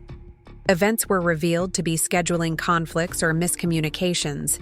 The financial confusion was shown to be Jenny's misunderstanding rather than my error, and the supposedly uncharacteristic decisions were demonstrated to be consistent with my values and circumstances. Most damaging to Jenny's credibility was Margaret's exploration of the timeline between Kevin's business problems and Jenny's sudden concern about my competence. The correlation was impossible to ignore and provided a clear, alternative explanation for her actions that had nothing to do with my mental state. Jenny struggled during cross-examination, becoming defensive and emotional when confronted with evidence that contradicted her narrative. Her responses revealed the depth of her financial desperation and her willingness to sacrifice family relationships for personal gain. By the time she left the witness stand, her credibility had been seriously undermined. The medical testimony that followed strongly supported my competence. Dr. Harrison, my longtime physician, testified about my excellent health and normal cognitive function during recent examinations. He noted that I had been proactive about health maintenance and had shown no signs of the decline that Jenny was alleging. Dr. Rodriguez presented his court-ordered evaluation findings, explaining in detail the comprehensive testing that had revealed normal cognitive function across all measured domains. His testimony was particularly effective because of his court-appointed status and his extensive experience in capacity evaluations. The community witnesses who followed painted a picture of continued engagement and sound judgment that contradicted every aspect of Jenny's allegations. Colleagues from my former school testified about my ongoing involvement in educational initiatives and my clear thinking about complex problems. Fellow volunteers described my leadership in community projects and my ability to manage multiple responsibilities effectively. Carol's testimony was perhaps the most powerful because it addressed directly the allegations about undue influence and inappropriate relationships. She spoke about our gradual courtship, our shared activities and interests, and the respect she had always shown for my independence and decision-making authority. Her presentation of our relationship as healthy and appropriate undermined Jenny's narrative about exploitation and manipulation. Tommy and Lisa provided family perspectives that directly contradicted Jenny's characterization of my behavior and capabilities. Both testified about their observations of my continued competence, and their concerns about Jenny's increasingly aggressive behavior toward me. Their testimony was particularly effective because of their obvious love for me and their lack of financial interest in the outcome of the proceedings. The presentation of our case consumed most of the court day, with Margaret Foster methodically building an overwhelming evidentiary record of my competence and the inappropriateness of guardianship. By late afternoon, when we concluded our presentation, the contrast between the evidence and Jenny's allegations was stark and unmistakable. Jenny's attorney had little opportunity for rebuttal, lacking the evidence or witnesses needed to counter our comprehensive presentation. His closing arguments focused on the theoretical vulnerability of elderly individuals and the importance of erring on the side of caution, but these abstract principles carried little weight against the concrete evidence of my capabilities. Margaret. Foster's closing argument was a powerful synthesis of the evidence and law that left little doubt about the appropriate outcome. She emphasized that guardianship was designed to protect individuals who truly lacked capacity, not to enable family members to override the decisions of competent adults who happened to make choices that others found inconvenient. Judge Williams announced that she would review the evidence and issue a written decision within 1 week. Her comments from the bench suggested that she had been impressed by the thoroughness of our presentation and concerned about the motivations underlying Jenny's petition. Part 8. The week following the guardianship hearing passed slowly, filled with the peculiar suspension of normal life that accompanies waiting for momentous decisions. Margaret Foster had expressed confidence about the outcome based on Judge Williams's questions and demeanor during the proceeding, but the anxiety of potentially losing fundamental rights made relaxation impossible. Carol and I spent more time together than usual, finding comfort in shared activities that affirmed my independence and competence. We worked in Margaret's garden, preparing the flower beds for spring planting, and attended a lecture series at the library about local history. These normal activities served as anchors during a period when everything else felt uncertain and temporary. Tommy and Lisa maintained close contact throughout the week, calling daily to check on my emotional state and offering whatever support might be helpful. Both had been deeply affected by witnessing the courtroom confrontation and seeing the extent of Jenny's willingness to destroy family relationships for financial gain. The community response to the guardianship proceeding had been uniformly supportive, with neighbors, former colleagues, and fellow volunteers expressing outrage that someone with my reputation and demonstrated capabilities could be subjected to such legal harassment. Several people mentioned that they had been following the case through newspaper coverage and court records, creating a level of public attention that I found both embarrassing and validating. Kevin's arrest had generated additional publicity that cast the family conflict in a broader context of financial desperation and questionable ethics. The newspaper coverage included details about his business practices and the timeline of events that supported our arguments about Jenny's motivations. The criminal charges against him were proceeding independently, but they had effectively ended any credibility he might have brought to Jenny's case. Wednesday of that week brought an unexpected phone call from Christopher Walsh, Kevin's younger brother who lived in Columbus. Christopher had apparently been unaware of the family conflict until Kevin's arrest made regional news, and he was calling to express his apologies for his brother's behavior and its impact on our family. The conversation revealed additional details about Kevin's financial problems and personality patterns that provided context for understanding his influence on Jenny's actions. According to Christopher, Kevin had always been prone to grandiose schemes and high-risk ventures, often involving other people's money when his own resources were insufficient. Christopher also shared information about Kevin's previous marriages and business partnerships, several of which had ended in legal disputes over financial improprieties. The pattern suggested that Kevin's current problems were part of a longer history of questionable decision-making and ethical shortcuts that had eventually caught up with him. Most importantly, Christopher confirmed that Kevin had been pressuring Jenny to gain access to family resources for over a year, long before any legitimate concerns about my competence could have emerged. This timeline evidence would have been valuable during the hearing, but it provided additional confirmation that our interpretation of events had been accurate. Thursday brought a call from Jenny herself, the first direct communication we had shared since the hearing. Her tone was subdued and defeated, lacking the aggressive confidence that had characterized her behavior throughout the recent conflicts. She claimed to want reconciliation and healing, suggesting that we should focus on family unity rather than legal victories. The conversation was emotionally difficult because it reminded me of the daughter I had once known and loved before. Financial pressure and poor influences had corrupted her judgment and values. Jenny spoke about feeling overwhelmed by circumstances beyond her control and making decisions she now regretted, though she stopped short of taking full responsibility for her actions. However, the call also included subtle attempts to negotiate outcomes that would still serve her interests. Jenny suggested that we could avoid the stigma of a court ruling by reaching private agreements about my care and financial planning that would address her concerns while preserving my dignity. The proposals were more sophisticated than her previous demands, but still represented attempts to gain control over my decisions. I listened to her entire presentation without making commitments, understanding that anything I said might be used to support future legal actions if the guardianship petition was denied. The conversation ended with my expression of hope for eventual family healing, but without the specific agreements that Jenny was seeking. Friday morning brought the court decision, delivered by certified mail to avoid any possibility of delay or confusion. Margaret Foster called within minutes of receiving her copy, her voice reflecting both relief and vindication as she shared the outcome.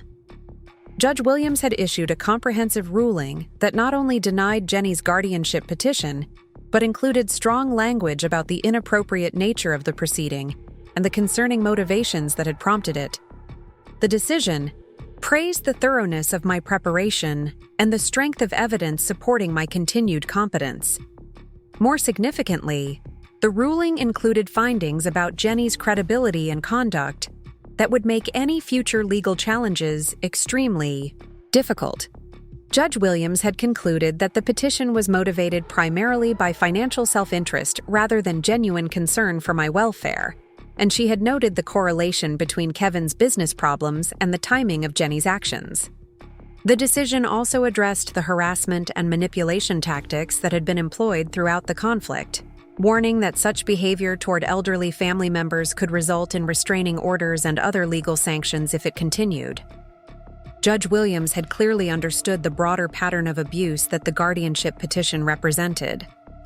Margaret Foster scheduled a celebration lunch for that afternoon, inviting Tommy, Lisa, and Carol to join us at the Riverside Grill, where this entire conflict had begun months earlier. The symbolism was intentional, marking the restoration of my autonomy in the same location where Jenny had first revealed her true intentions during that manipulative dinner conversation. The lunch was bittersweet, combining relief at the legal victory with sadness about the family relationships that had been damaged beyond easy repair. Tommy and Lisa expressed hope that time might heal the wounds that had been opened, but none of us were naive about the challenges that lay ahead. Carol's presence at the celebration was particularly meaningful because she had been a target of the campaign against my independence, yet had remained supportive throughout the ordeal.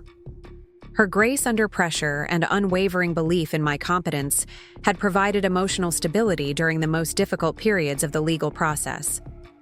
The afternoon concluded with practical discussions about protective measures that should remain in place despite the legal victory. Margaret Foster recommended maintaining heightened security around my personal information and continued documentation of any contacts or harassment from Jenny or her associates. The guardianship proceeding had been resolved decisively in my favor, but the broader family conflict remained unresolved and potentially dangerous. Part 9. The immediate aftermath of the guardianship victory brought a period of cautious optimism, tempered by realistic concerns about potential retaliation. Jenny's public humiliation and financial desperation created conditions that could lead to desperate actions, and Margaret Foster advised maintaining security precautions until we could assess her likely response to the court's ruling. The first indication of Jenny's reaction came through Lisa, who received a series of increasingly erratic phone calls throughout the weekend following the decision. Jenny alternated between expressions of hurt and betrayal at Lisa's testimony against her, and angry accusations that the entire family had conspired to destroy her marriage and financial security. The calls revealed the extent of Jenny's psychological deterioration under the pressure of multiple crises. Kevin's criminal charges were proceeding toward trial.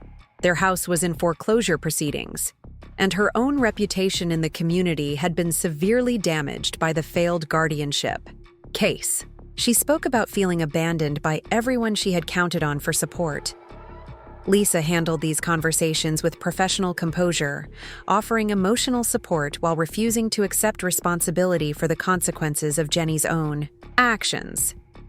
She encouraged Jenny to seek counseling help and suggested that rebuilding family relationships would require acknowledgement of the harm that had been done and genuine efforts to make amends. Tommy received similar calls, though his responses were more direct and less sympathetic than Lisa's. He made clear that any reconciliation would require Jenny to accept full responsibility for her behavior and demonstrate sustained changes in her attitude toward family relationships. He also warned that any further harassment of me or other family members would result in immediate legal action. Monday brought news that Kevin's real estate company had filed for bankruptcy, effectively ending his business career and eliminating any hope of recovering from the financial problems that had triggered the family conflict. The bankruptcy proceedings would likely reveal additional details about his questionable business practices and could result in additional criminal charges.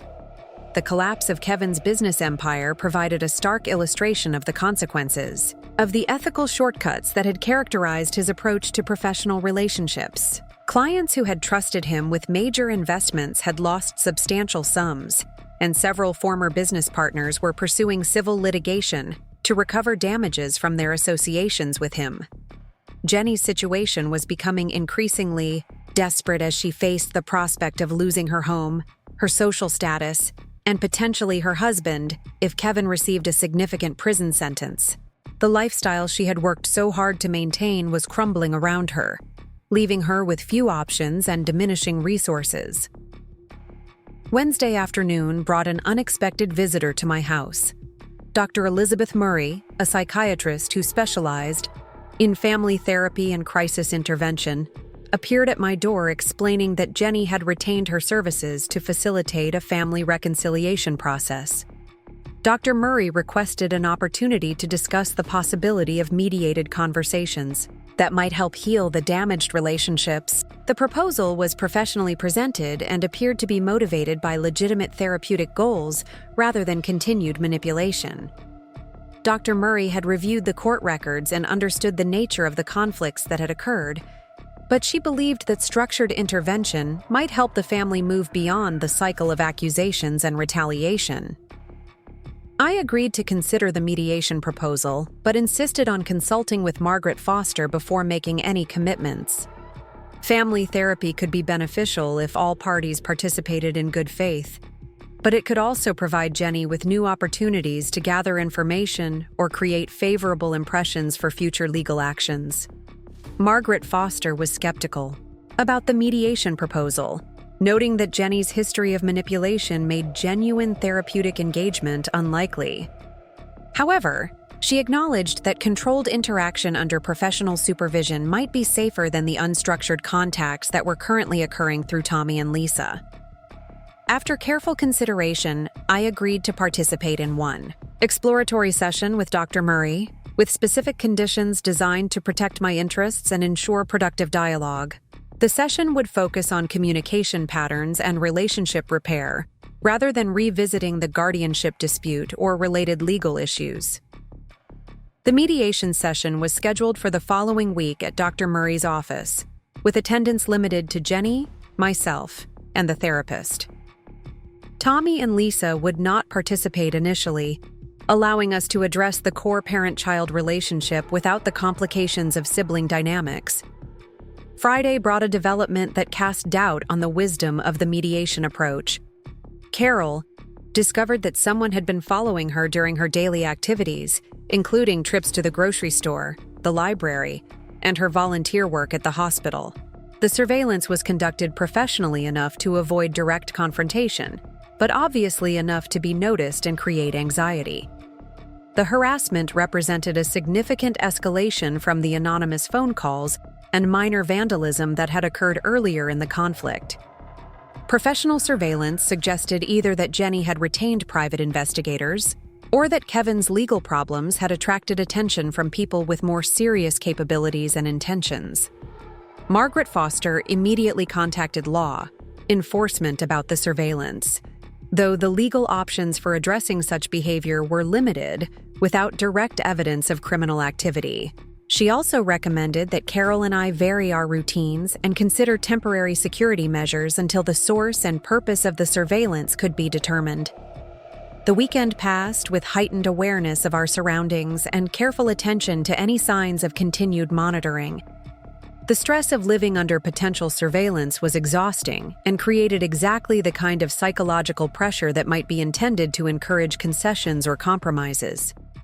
Sunday evening brought a call from Dr. Murray postponing the scheduled mediation session. She explained that Jenny had suffered what appeared to be a nervous breakdown and had been hospitalized for psychiatric evaluation and treatment. The combination of legal, financial, and family pressures had apparently overwhelmed her psychological resources. The hospitalization was both concerning and revealing. It demonstrated the extent of Jenny's distress while also raising questions about whether her recent behavior had been influenced by mental health issues that might warrant compassion rather than continued legal protection measures. Dr. Murray suggested that any family reconciliation efforts should be postponed until Jenny had received appropriate treatment and demonstrated psychological stability. She also recommended that family members consider whether they wanted to provide support during Jenny's recovery process or maintain distance until her mental health had improved. The news of Jenny's breakdown created mixed emotions throughout the family. Lisa's medical training made her sympathetic to mental health crises, while Tommy's practical nature focused on the continued need for protective measures. Carol expressed concern about Jenny's well-being while maintaining wariness about potential manipulation. I found myself struggling with the fundamental tension between parental love and personal protection. Jenny remained my daughter despite everything that had occurred, and her obvious suffering created instinctive desires to provide comfort and support. However, the pattern of manipulation and harassment made it difficult to distinguish between genuine crisis and continued strategic behavior. Margaret Foster recommended maintaining current protective measures while monitoring Jenny's treatment progress. If her psychological recovery included genuine acknowledgement of her previous behavior and credible commitments to changed conduct, gradual reconciliation might eventually be possible. However, premature trust could lead to renewed manipulation and harassment. Part 10. Jenny's psychiatric hospitalization lasted 2 weeks, during which the family received regular updates through Dr. Murray about her treatment progress and psychological condition. The diagnosis included severe depression, anxiety disorder, and adjustment difficulties related to multiple life stressors, but notably did not include personality disorders or conditions that would excuse her previous manipulative behavior.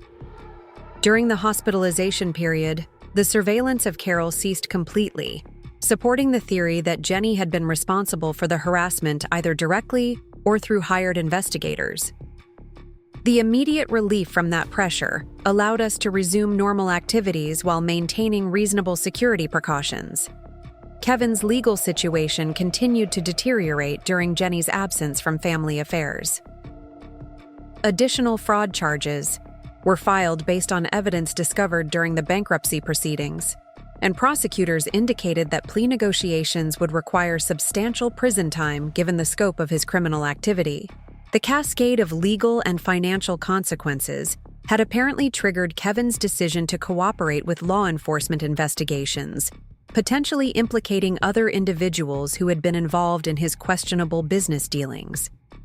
His cooperation would likely reduce his sentence, but would also provide investigators with information that could lead to additional prosecutions. Tommy and Lisa maintained contact with Dr. Murray throughout Jenny's treatment, seeking guidance about appropriate levels of family support and involvement. Both wanted to help their sister recover from her psychological crisis while protecting themselves and me from renewed manipulation attempts. The psychiatric evaluation process revealed important information about Jenny's mental state during the recent conflicts. While her behavior had been calculating and manipulative, it had also been driven by genuine panic about financial ruin and social disgrace that had impaired her judgment and moral reasoning. Dr. Murray explained that severe stress could cause previously ethical individuals to engage in desperate behaviors that violated their normal moral standards. Jenny's actions had been inexcusable, but they might have been partially attributable to psychological pressure rather than fundamental character defects. This analysis provided some hope for eventual reconciliation, suggesting that successful treatment of Jenny's mental health issues might restore the more reasonable and caring person she had been before the recent crises. However, rebuilding trust would require sustained evidence of changed behavior and genuine accountability for the harm she had caused. The first test of Jenny's recovery came when she was discharged from the hospital and requested a supervised visit with me at Dr. Murray's office. The psychiatrist had concluded that Jenny was stable enough for limited family contact, but recommended maintaining therapeutic oversight during initial interactions. The meeting was emotionally difficult for both of us. Jenny appeared fragile and subdued, lacking the aggressive confidence that had characterized her behavior during the guardianship campaign. She spoke hesitantly about her psychological treatment and her growing understanding of how financial pressure had distorted her judgment and behavior. Her apologies were more genuine than any she had offered previously, acknowledging specific instances of manipulation and harassment while accepting responsibility for the damage she had caused to family relationships. However, she also revealed continued underlying concerns about financial security that suggested the potential for future problems if circumstances became desperate again. Dr. Murray facilitated the conversation skillfully, encouraging honest communication while preventing the discussion from becoming either accusatory or superficially reconciliatory. The session concluded with agreements about structured contact that would allow gradual rebuilding of trust while maintaining appropriate boundaries. The weeks following Jenny's discharge brought gradual improvement in family dynamics, though progress was slow and sometimes inconsistent. She began attending regular therapy sessions with Dr. Murray and participating in group counseling for individuals dealing with financial stress and family conflicts. Kevin's plea negotiations resulted in a sentence of 3 years in federal prison, effectively removing him from Jenny's daily life and eliminating his influence over her decision-making. The separation was painful for Jenny, but it also provided relief from the pressure and poor judgment that had characterized their relationship during the business crisis. The foreclosure of their house proceeded despite Jenny's attempts to negotiate payment plans or refinancing options. She eventually moved to a modest apartment across town, a dramatic change in lifestyle that required significant psychological adjustment, but also freed her from the financial burdens that had contributed to her desperate behavior.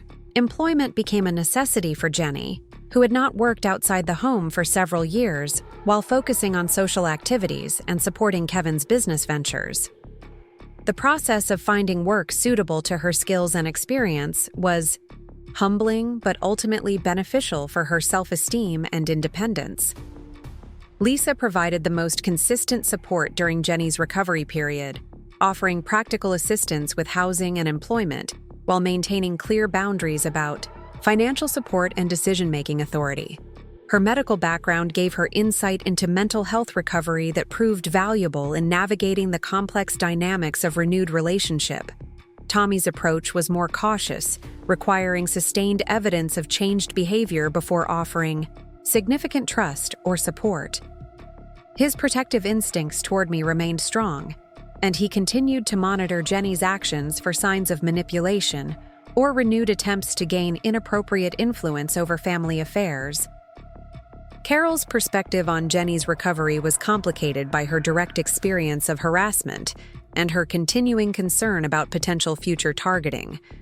She supported reconciliation efforts in principle, but maintained emotional distance until Jenny's stability and genuine remorse could be demonstrated over time. My own feelings about Jenny's situation evolved gradually from wariness to cautious hope, as evidence accumulated that her psychological treatment was producing genuine changes in her attitudes and behavior. The daughter I had raised was slowly emerging from the desperate and manipulative person she had become during the crisis period. However, the legal protections and estate planning changes that had been implemented remained in place, serving as safeguards against any potential relapse into previous patterns of behavior. Trust could be rebuilt incrementally, but the fundamental security measures would remain until Jenny demonstrated sustained stability and respect for appropriate boundaries. The Christmas season that year brought the first family gathering since the guardianship hearing, held at my house with careful attention to creating positive interactions while maintaining realistic expectations about the recovery process. Jenny's participation was subdued but appropriate, showing respect for the boundaries that had been established and appreciation for the opportunity to begin rebuilding relationships. The holiday celebration marked the beginning of a new chapter in our family's story, one characterized by greater honesty about individual limitations and needs, clearer boundaries around appropriate behavior, and realistic recognition that love alone was not sufficient to prevent serious conflicts when resources and security were at stake. Spring arrived in Riverside with the kind of gentle persistence that seemed to mirror the gradual healing taking place within our family. The dogwood trees along Maple Street burst into white and pink blossoms, and Margaret's carefully tended flower beds showed the first green shoots of perennials that had survived another Ohio winter. Carol and I spent many mornings on the back porch, sharing coffee and watching the cardinals return to reclaim their territory around the bird feeder. The legal victories of the previous year had provided security and validation, but the real work of rebuilding relationships and establishing sustainable family dynamics had taken months of patient effort. Jenny's recovery from her psychological breakdown had been neither linear nor complete, but it had been genuine enough to allow cautious optimism about the future of our family connections. Dr. Murray continued to facilitate periodic family sessions that helped us navigate the complex emotions and practical challenges of reconciliation. These meetings had evolved from crisis intervention into ongoing relationship maintenance, providing a structured forum for addressing concerns and preventing minor issues from escalating into major conflicts. Jenny's transformation had been perhaps the most remarkable aspect of the entire ordeal.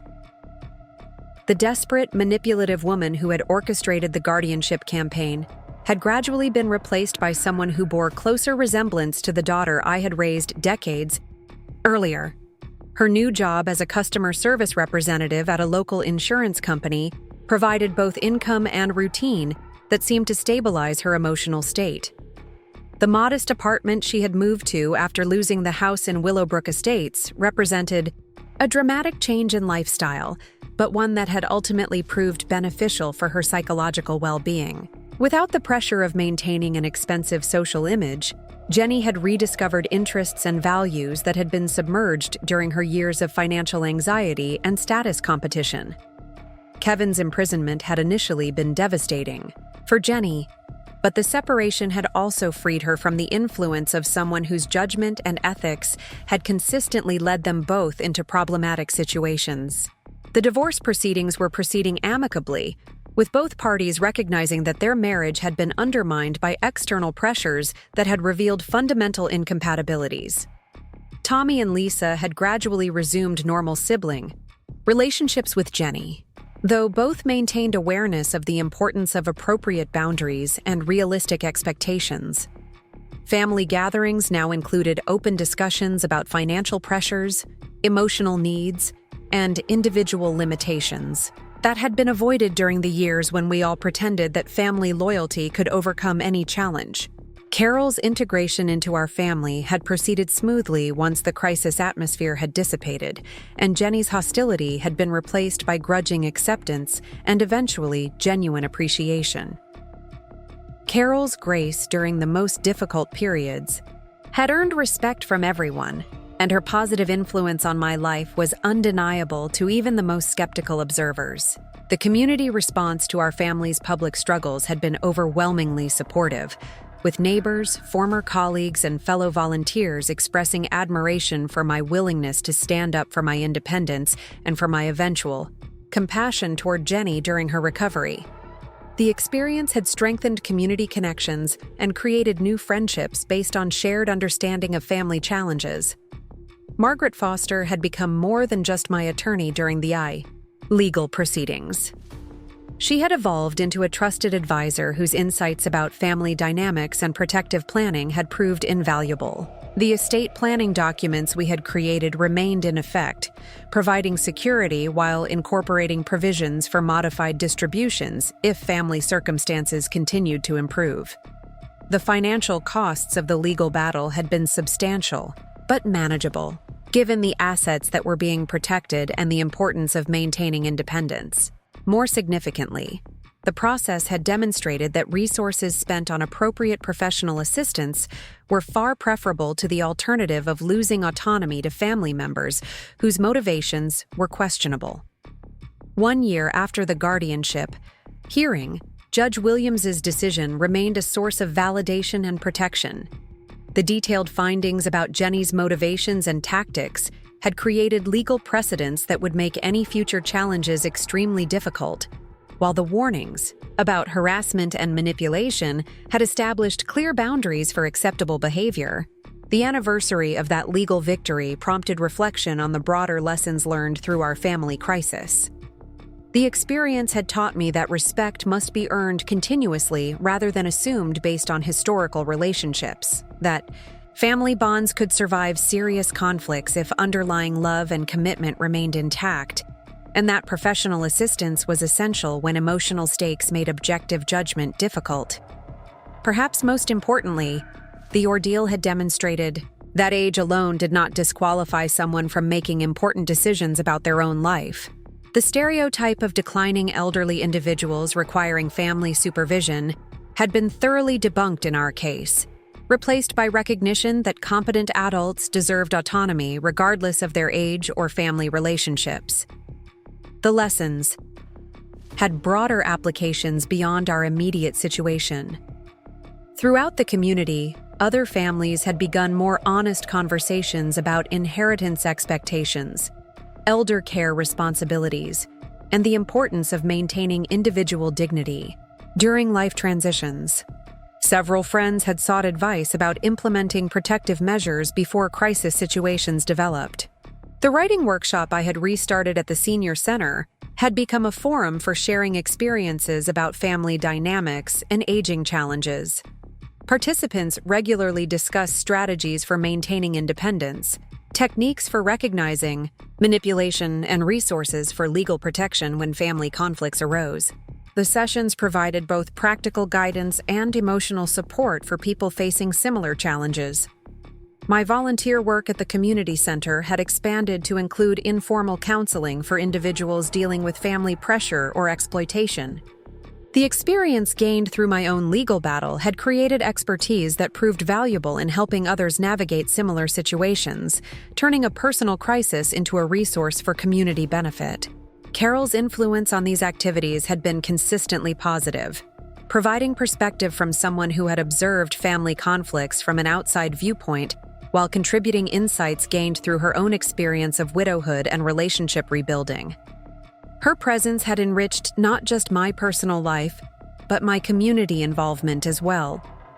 The relationship between Carol and me had deepened through the shared experience of crisis and recovery. Having weathered Jenny's hostility and the stress of legal proceedings together, we had developed confidence in our ability to handle whatever challenges the future might bring. Our commitment to each other had been tested and proven resilient under difficult circumstances. Marriage had become a natural consideration as our relationship matured and family acceptance solidified. The legal protections already in place provided security for both of us, while the emotional bonds that had developed promised happiness and companionship for whatever years remained to us. The decision to marry was reached gradually and without drama, reflecting the stability that had been achieved after the turbulent period of family conflict. The wedding ceremony was small and intimate, held in the garden behind my house on Maple Street with only immediate family and close friends in attendance. Jenny's presence at the celebration marked a significant milestone in our reconciliation, demonstrating her genuine acceptance of Carol's role in my life and her commitment to moving beyond the hostilities of the previous year. Tommy served as my best man, while Lisa and Carol's sister Margaret served as witnesses. The ceremony was officiated by Reverend Johnson from the community church, who had known our family for many years and had provided pastoral support during the most difficult periods of the legal battle. The service emphasized commitment, mutual respect, and the importance of chosen family alongside blood relationships. The reception was held at the Riverside Grill, the same restaurant where so many pivotal conversations had taken place during the previous year's conflicts. The symbolism was intentional, representing the transformation of a location associated with manipulation and family discord into a site of celebration and renewed hope. Jenny's toast at the reception was particularly meaningful, acknowledging the pain she had caused while expressing genuine happiness for my newfound joy with Carol. Her words reflected the psychological growth that had resulted from her treatment and the maturity that had emerged from her experience of consequences and recovery.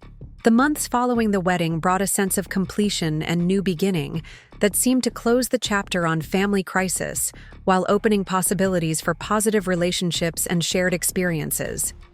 Carol's move into the house on Maple Street proceeded smoothly, with her belongings blending seamlessly with Margaret's cherished possessions and my accumulated lifetime of memories. The adjustment to married life in our 70s brought unique challenges and pleasures that younger couples might not experience. Having lived full lives independently, we brought established preferences and routines that required negotiation and compromise, but we also brought patience and perspective that made accommodation easier than it might have been in earlier decades. The estate planning adjustments required by marriage were handled efficiently by Margaret Foster, who incorporated Carol into my existing protective structures while maintaining the safeguards that had been established during the family conflict. The arrangements provided security for both of us while preserving appropriate provisions for my children and their families. Christmas of that year brought the most harmonious family gathering we had experienced in many years. The celebration was held at our house, with Jenny participating as a welcome family member rather than a source of tension or concern. Her gift selections showed thoughtfulness and appropriate boundaries, while her interactions with Carol reflected genuine effort to build positive relationships. The grandchildren, who had been largely shielded from the adult conflicts of the previous year, responded enthusiastically to the improved family atmosphere. Marcus, Lisa's son, had developed a particularly close relationship with Carol, who provided the kind of gentle grandmotherly attention that enriched his childhood experiences. The evening concluded with Carol playing piano while we all sang traditional Christmas carols, creating the kind of memory that would be treasured by everyone present. The scene represented everything that families could be at their best: supportive, loving, and resilient enough to overcome serious challenges through commitment to underlying values. As winter turned toward spring again, marking 2 years since the initial birthday dinner crisis that had triggered our family's transformation, I found myself grateful for the journey we had traveled together. The pain and conflict had been real and substantial, but they had led to stronger relationships, clearer boundaries, and deeper appreciation for the people who truly mattered in our lives. The experience had taught me that family love was not diminished by requiring respect and appropriate behavior, that protecting oneself from manipulation actually strengthened rather than weakened family bonds, and that confronting difficult truths was preferable to maintaining comfortable illusions that eventually crumbled under pressure. Carol and I continued our morning coffee ritual on the back porch, watching the seasons change and discussing plans for travel, community involvement, and family celebrations. The house on Maple Street remained our sanctuary, but it was no longer a fortress requiring constant defense against family predation. Instead, it had become a welcoming center for relationships based on mutual respect and genuine affection. The future stretched ahead with promise rather than anxiety, filled with possibilities for continued growth, deepening relationships, and meaningful contribution to community and family life. The battles had been fought and won, the lessons had been learned and internalized, and the rewards of courage and persistence were being enjoyed daily. Looking back on the journey from that humiliating birthday dinner to the present moment of contentment and security, I recognized that the crisis had been both the worst and best thing that could have happened to our family. It had revealed ugly truths that needed to be addressed while creating opportunities for authentic healing and renewed connection. The leather briefcase in my home office, once filled with evidence of family betrayal and legal protection strategies, now contained wedding photos, grandchildren's artwork, and correspondence with friends whose respect and affection had been earned through demonstrated character rather than assumed through biological relationships. My name is Robert Mitchell, and at 70 years old, I can say with confidence that my independence was worth fighting for, my dignity was worth defending, and my capacity to create new love and happiness was worth protecting.